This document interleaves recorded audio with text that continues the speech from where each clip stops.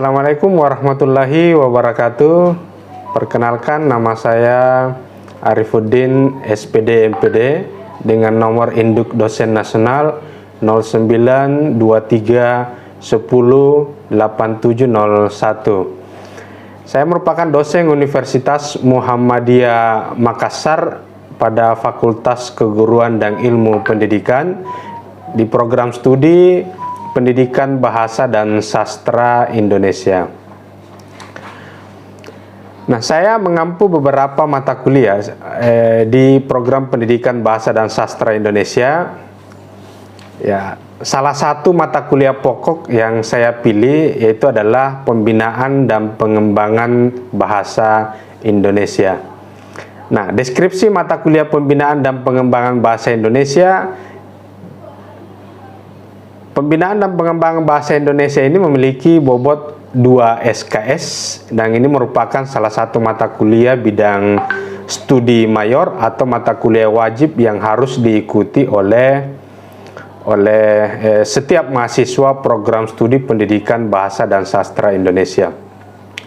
Nah, mata kuliah ini membahas tentang konsep, strategi, pola pembinaan dan pengembangan bahasa Indonesia. Nah, manfaat mata kuliah Pembinaan dan Pengembangan Bahasa Indonesia, ya, ini mata kuliah ini memiliki manfaat dari segi pembinaan kebahasaan dalam kehidupan masyarakat. Nah, kesalahan-kesalahan berbahasa Indonesia dalam kehidupan masyarakat ini dibahas dan dianalisis serta dirumuskan pola pembinaan yang akan dilakukan oleh mahasiswa nantinya. Nah, cerminan kebermanfaatan mata kuliah ini teraplikasi dalam tugas-tugas mahasiswa berupa analisis bahasa pelajar, analisis bahasa anak di lingkungan keluarga, kesalahan berbahasa di media massa, dan kesalahan tulisan di tempat umum.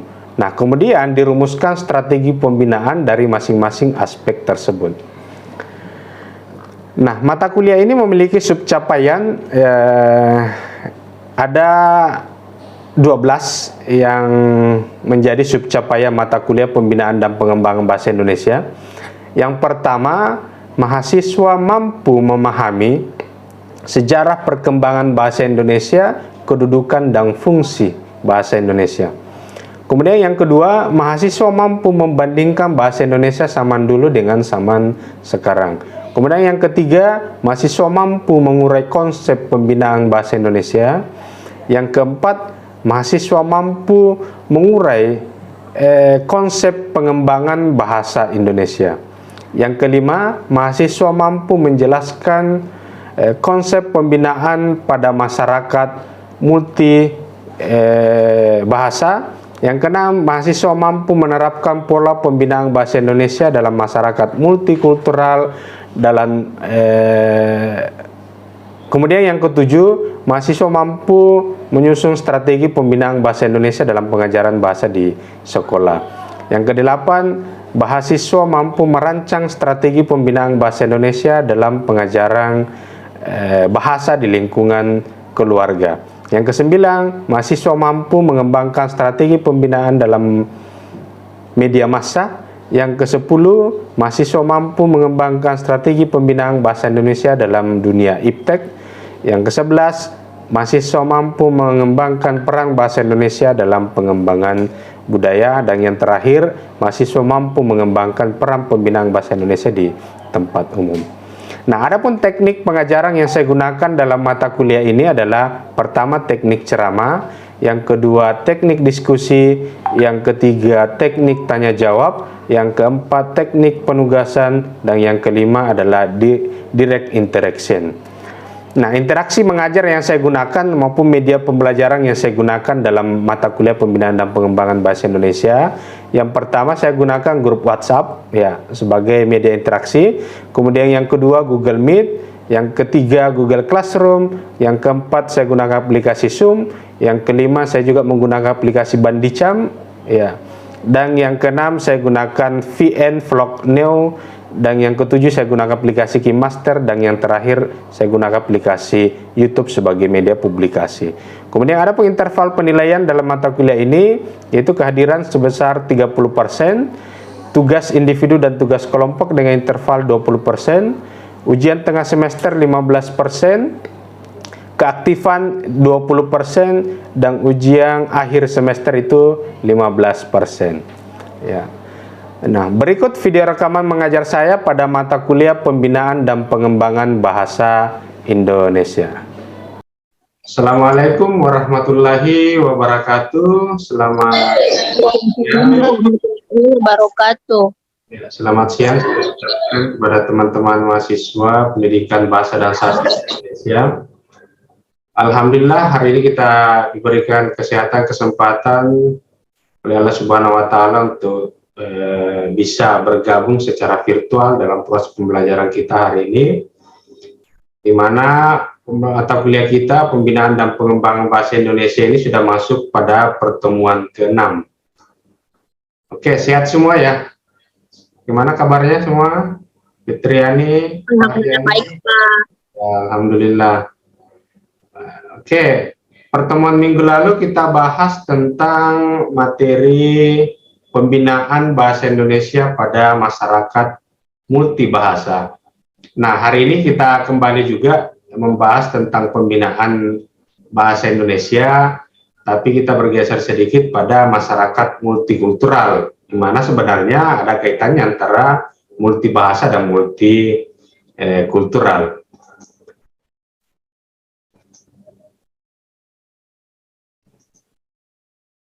Nah, pada materi ini, pembinaan bahasa Indonesia dalam masyarakat multikultural, ya kita berbicara tentang ya multi itu artinya banyak, ya beragam, ya kultur itu artinya etnik atau suku. Ya, tapi sebelumnya saya harus sampaikan juga kepada teman-teman mahasiswa Pendidikan Bahasa dan Sastra Indonesia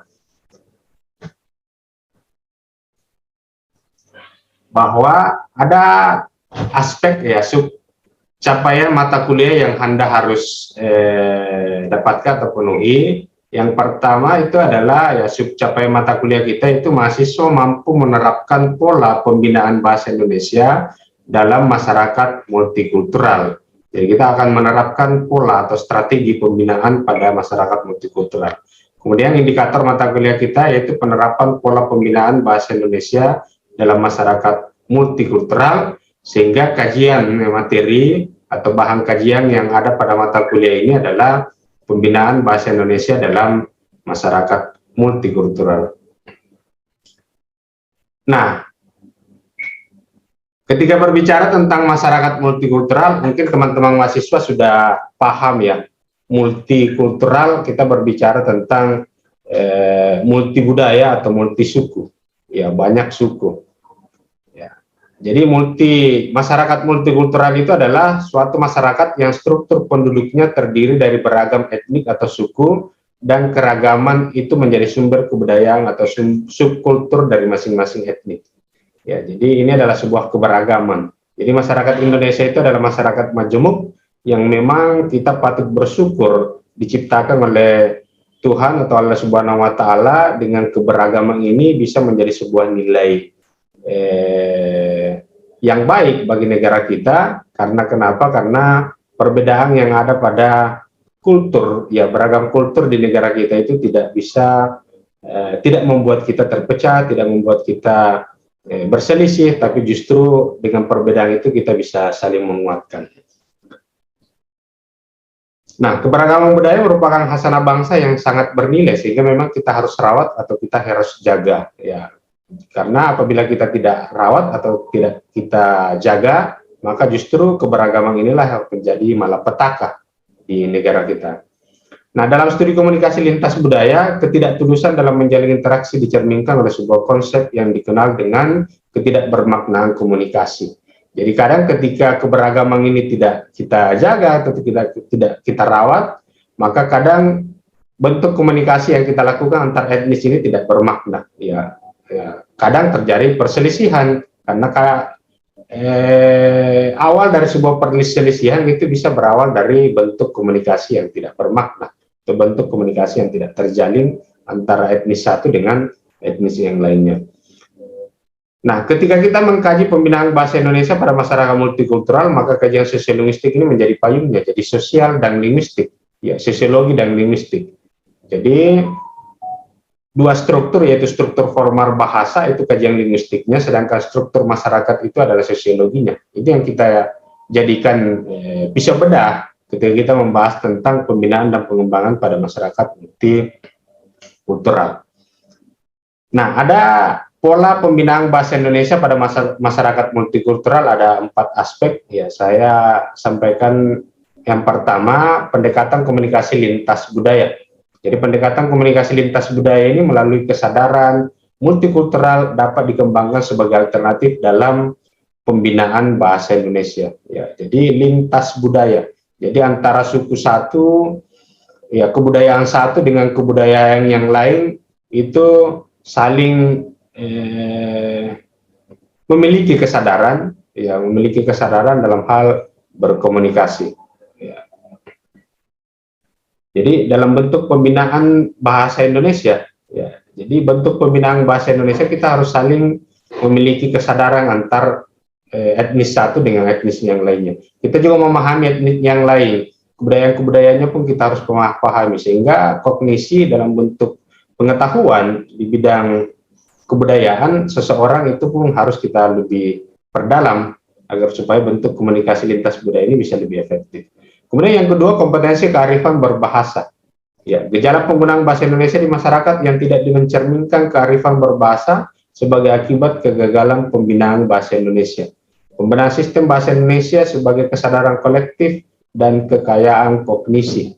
Jadi memang pengetahuan kita tentang kebudayaan memang harus kita perdalam, kita mengetahui kebiasaan-kebiasaan atau kultur seseorang agar supaya komunikasi kita dengan lawan komunikasi yang berbeda etnik itu bisa terjalin sesuai dengan apa yang kita harapkan atau terjalin secara efektif. Nah, saya tampilkan sebuah peristiwa komunikasi antara mahasiswa dan istri seorang dosen. Ya, dialognya seperti ini, ya. Mahasiswi, halo, ini rumah Sanjaya, ya? Ya, kemudian istri dosen menjawab, betul. Kemudian mahasiswa merespon kembali, ini adiknya, ya? Kemudian istri dosen memberi balasan kembali, ini istrinya, ini siapa? Kemudian mahasiswa merespon dengan ya sedikit, ya, orang mungkin mengatakan ini sedikit arogan, ya. Ya. Dia katakan mahasiswanya, dia kan dosen pembimbing saya, sudah janjian dengan saya di kampus, kok masih tunggu-tunggu, saya tunggu-tunggu tidak ada.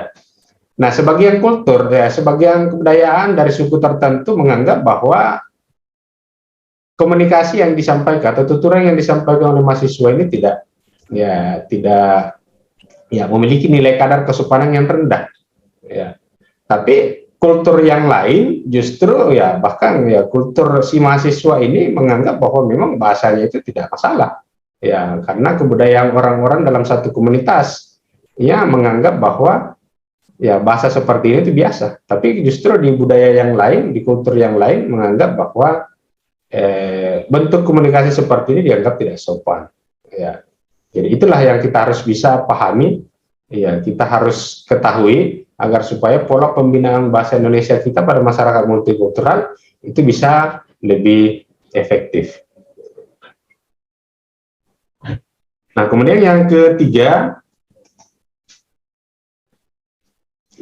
pembelajaran bahasa Indonesia harus mengasah ranah afektif. Ya, kita berbicara tentang sikap atau moral dalam berbahasa. Karena berbahasa Indonesia tidak mengindikasikan kenormalan logika dalam berpikir penutur, tapi kita harus berbahasa yang indikasinya itu memiliki moral dan memiliki sikap. Salah satunya adalah sikap positif penggunaan bahasa Indonesia. Nah, ini sudah tertuang dalam Undang-Undang Dasar Nomor 24 Tahun 2009. Ya, ada 14 ranah wajib dalam penggunaan bahasa Indonesia. Ya. Nah, salah satunya adalah bentuk komunikasi formal yang dilakukan di dunia pendidikan, di sekolah, ataukah ketika diadakan seminar atau pertemuan-pertemuan di sekolah. Ya, 14 ranah yang lain juga, salah satunya adalah ketika pejabat negara kita mengadakan rapat atau pertemuan baik secara daring atau secara luring yang dilaksanakan dalam bentuk internasional atau nasional, itu wajib juga menggunakan bahasa Indonesia. Jadi ketika misalnya Pak Presiden Jokowi menghadiri pertemuan internasional di Amerika misalnya atau di Italia, kemudian Pak Jokowi menggunakan bahasa Indonesia dalam pidatonya, itu tidak salah. Kenapa? Karena undang-undang sudah mengatur, yaitu Undang-Undang Nomor 24 Tahun 2009, dan bahkan sudah dipertegas dalam Perpres Nomor 63 Tahun 2019 bahwa semua pejabat negara wajib menggunakan bahasa Indonesia dalam pertemuan-pertemuan baik dalam tingkat nasional maupun dalam tingkat internasional. Sehingga pada poin keempat ini, bahasa Indonesia sebagai modalitas penjalin dunia. Ya, kan di Badan Bahasa ya sudah dijelaskan, ya sudah disampaikan, disosialisasikan bahwa dalam bentuk penginternsionalisasian sebuah bahasa Indonesia itu memang harus salah satunya pelaksananya adalah para pejabat kita, yang memang pemangku kebijakan. Ya, jadi bukan hanya ranah kultur yang ada di Indonesia, tapi kultur secara global di seluruh dunia pun itu kita harus pahami. Ya, misalnya kita berkomunikasi dengan orang asing, orang bule misalnya ya dari Amerika, kita harus tahu juga, memiliki wawasan kira-kira bentuk komunikasi apa yang tidak disukai. Jangan sampai kita berkomunikasi dengan orang asing tersebut justru menyinggung perasaan ataukah justru dia tidak senang dengan bentuk komunikasi kita. Misalnya orang bule itu tidak senang dengan pertanyaan sudah menikah atau belum, ataukah misalnya berapa anaknya, itu kan dianggap pertanyaan pribadi, pertanyaan sensitif ya. Ya, tapi kalau di Indonesia kan dianggap itu pertanyaan biasa atau kan sekedar basa-basi biasa. Tapi kalau orang asing kan tidak suka dengan pertanyaan-pertanyaan seperti itu. Ya, ataukah orang Korea, orang Korea ketika bertemu temannya di mall atau bertemu temannya di jalan, kebudayaannya kan pertanyaannya berbeda dengan orang Indonesia. Kita orang Indonesia ketemu teman di mall, pertanyaannya kan mau kemana bro, atau dari mana. Sedangkan kultur orang Korea ketika basa-basi bertemu dengan temannya, pertanyaannya itu adalah sudah makan atau belum.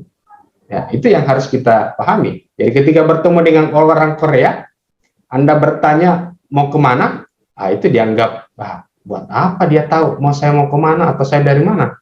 Ya, sedangkan kebudayaan orang Korea bertemu basa-basinya adalah sudah makan atau belum. Nah, pengetahuan kultur seperti inilah yang harus memang dipahami kita sebagai pembina bahasa Indonesia ya pada masyarakat multikultural. Ya.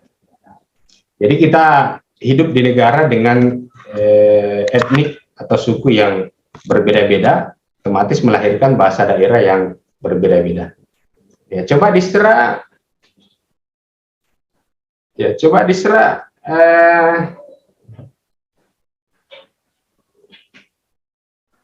Anda ada berapa bahasa daerah di Indonesia? Anda tahu?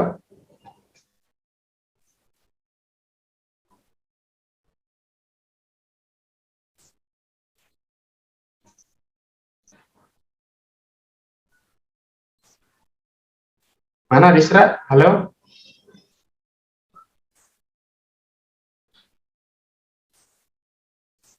Halo Disra, bisa dengar suara saya? Atau Fahriani? Iya. Iya. Menurut saya itu Badan Bahasa petakan ada 652 bahasa daerah di Indonesia. Ya, ada 625 bahasa 52 bahasa Indonesia. Wah, luar biasa, banyak sekali ya. Ini menurut Badan Bahasa. Ya, jadi Badan Bahasa mempetakan ada 625 bahasa daerah di Nusantara. Nah, kalau di Sulawesi Selatan, Pak Riani, Anda tahu berapa bahasa daerah di daerah Anda? 14 bahasa daerah, Pak.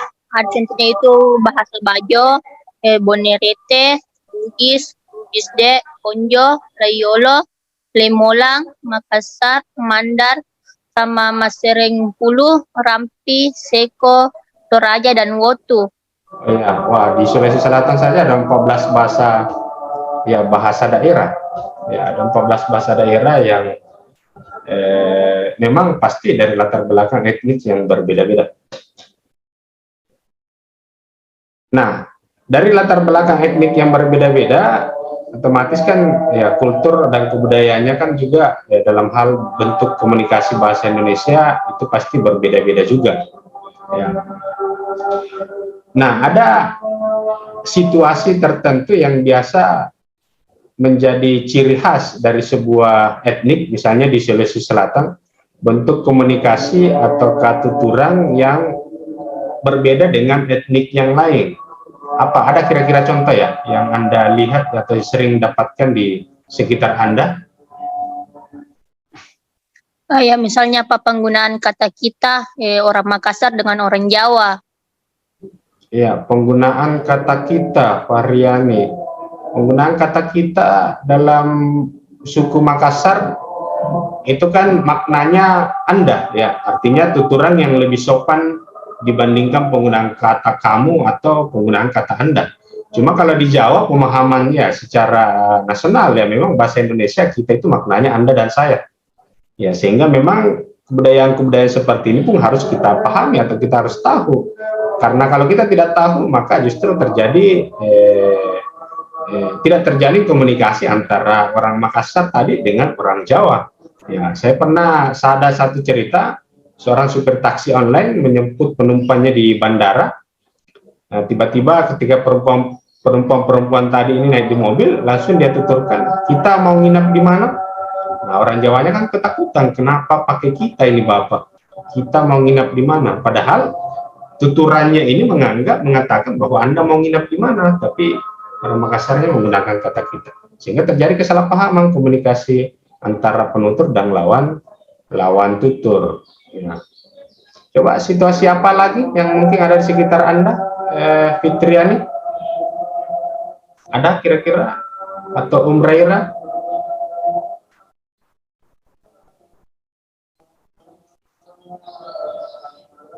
Ya, kira-kira ada situasi apa lagi yang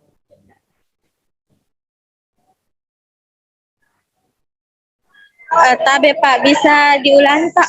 ya, situasi kebahasaan yang ada di sekitar Anda sebagai suku Makassar atau suku Bugis yang berbeda dengan suku yang lain, misalnya suku Jawa atau suku yang ada di Kalimantan atau di Sumatera.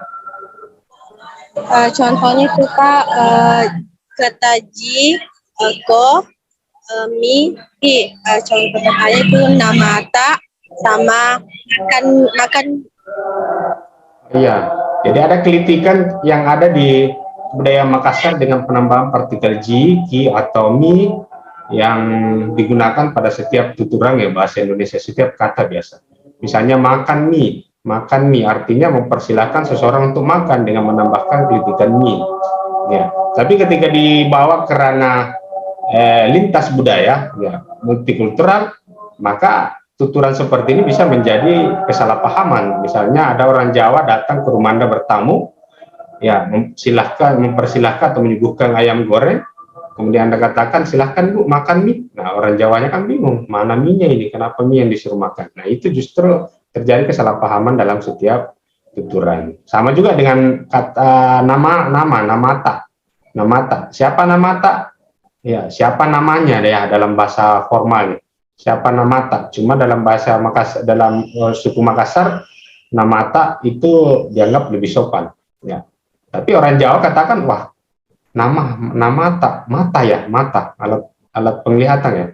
Ya, indera penglihatan. Wah itu pasti terjadi kesalahpahaman dalam komunikasi. Jadi itu ya. Jadi saya harap kepada teman-teman mahasiswa yang jurusan bahasa dan sastra Indonesia, kita ini sebagai pilar atau kita ini adalah pemeran utama dalam pembinaan dan pengembangan bahasa Indonesia di tengah-tengah masyarakat. Jadi saya harapkan dengan adanya mata kuliah ini bisa menjadi